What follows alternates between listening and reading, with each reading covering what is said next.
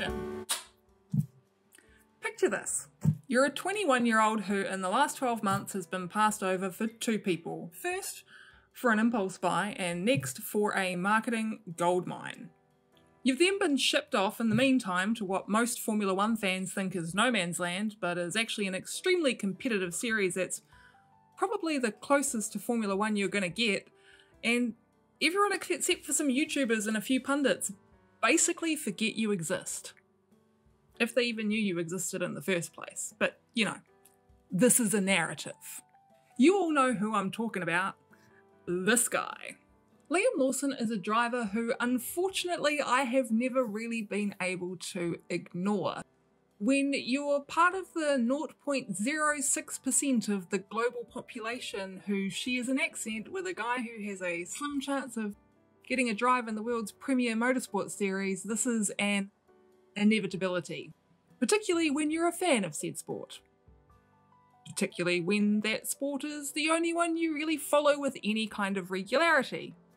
And particularly when you're just as into the politics and intrigue and drama as much as you are the actual racing.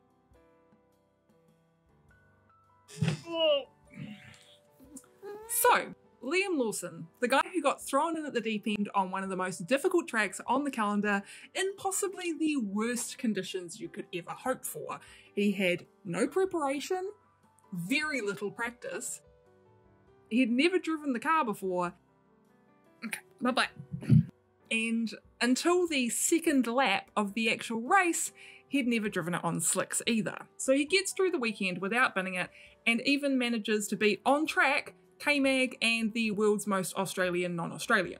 And yes, he did beat his teammate as well, technically, but it was thanks to Yuki's penalty for doing some slightly too aggressive defending. I'm not the type of Kiwi to have biases toward my fellow country folk, mostly due to a severe amount of apathy and absolutely no patriotism whatsoever. However, I did feel a little bit of pride on this one. But then I got to thinking. Liam Lawson currently represents a large problem. This has been something I've considered for a while now, ever since, you know, the whole Daniel Ricciardo is going to be the third driver thing. But this past weekend has really highlighted a looming issue on the horizon for the Red Bull family.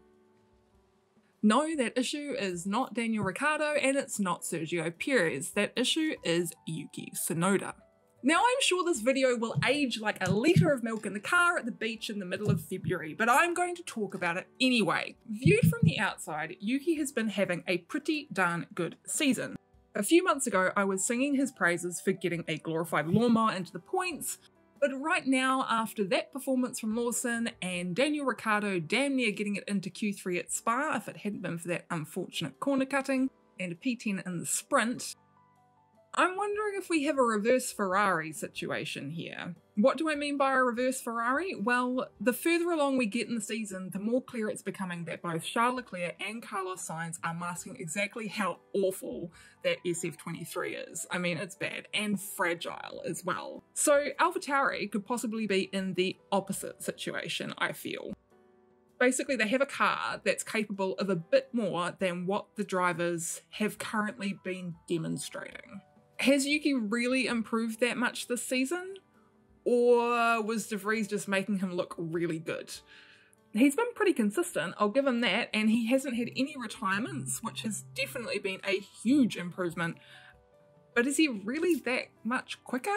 Before Daniel broke his hand, plenty of pundits were already speculating about Yuki's future with Alpha Tauri, or Boss Racing, or Toro Rosso, or whatever the hell they're going to call themselves next year. But ultimately, the general consensus seems to be a driver pairing of Yuki and Daniel, with Daniel being the more doubtful of the two. Or potentially, and I am staring off wistfully into the middle distance as I say this, Daniel somehow ironically usurping Checo mid-contract in the lead team and restoring the chaotic dynamic that we all missed from a few years ago. Well, after this weekend, I disagree. And here's why. Yuki's relationship with Honda, and with the end of the Honda-Red Bull relationship basically being done and dusted, well, it presents a major obstacle. Combine that with Red Bull's need to start planning for their long-term future, because I'm pretty damn sure Max Verstappen is going to see out his contract and throw in the towel at the end of the 2028 season. And they're actually under a lot of pressure to find a young driver to take over that lead mantle so they can potentially continue to win championships.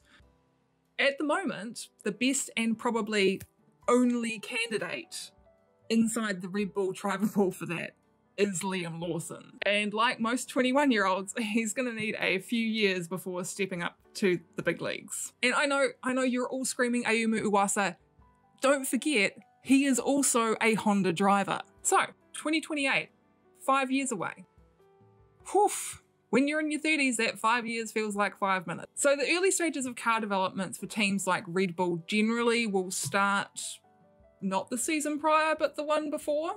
And I know they all say, oh, we're focusing on developing a car when they kind of get to mid-season the year before. But the reality is those early stages of figuring out what direction the car is going to go starts more than 12 months prior to that car being out for testing. So really, as a bare minimum, if they want a car that suits effectively the future of their team, they need to have that person in place by 2027 at the absolute latest. Preferably 2026 when the regulations change.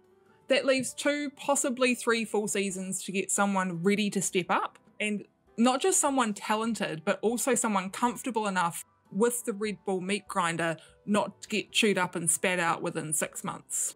And the clock starts basically now. So Lawson has at least one more race to show what he's capable of. Possibly 3, considering how tough Singapore is physically and technically, and then combine that with Suzuka coming straight after. I think it makes sense that if Ricciardo's not back for Singapore, then he won't be back for Japan. If Lawson gives Yuki a run for his money, and then Ricciardo comes back in those last 6 races and outperforms him more than half the time, then I hate to say it, but Yuki, honey, you're gone, burger. So what do the next few years look like for these teams, and what does that mean for Yuki? As much as people have been chucking about the idea of Lance Stroll being on thin ice or losing his motivation over Aston Martin, as part of the Lance Stroll defence squad, I choose to ignore this, and instead I actually see a move to Williams for Yuki to replace Logan Sargent. Probably on a 1-year contract with some kind of pre-contract sign with Aston Martin, looking forward to potentially an Alonso retirement. Or Stroll's departure, because is Alonso ever actually going to retire? I mean, he has to, right? Right? And that will probably put a fly in the ointment of Toto Wolff's plans for Mick Schumacher, because I think we all know he's currently angling to get Mick in that Williams seat. Now, all that's possibly going to make James Vowles spend a lot of time ducking behind the sustainably powered generators of the paddock. But hey, as I already established, I love drama. And the team formerly known as Scuderia Alpha Tauri, 2024, I think, will see a Ricciardo and Lawson lineup. Then probably a move in 25 to Red Bull for Ricciardo, and then Lawson to take his place either in 2026 or 2027. Daniel's made it really clear these last few weeks that he intends to retire at Red Bull. But that isn't a relationship I see lasting more than 1 or 2 years. Not because I can see that fractious team dynamic from 2018 happening again, but because I think that's probably always been the plan. But then all of this assumes that Red Bull actually does keep their word and lets Checo see out the rest of his contract, which, well,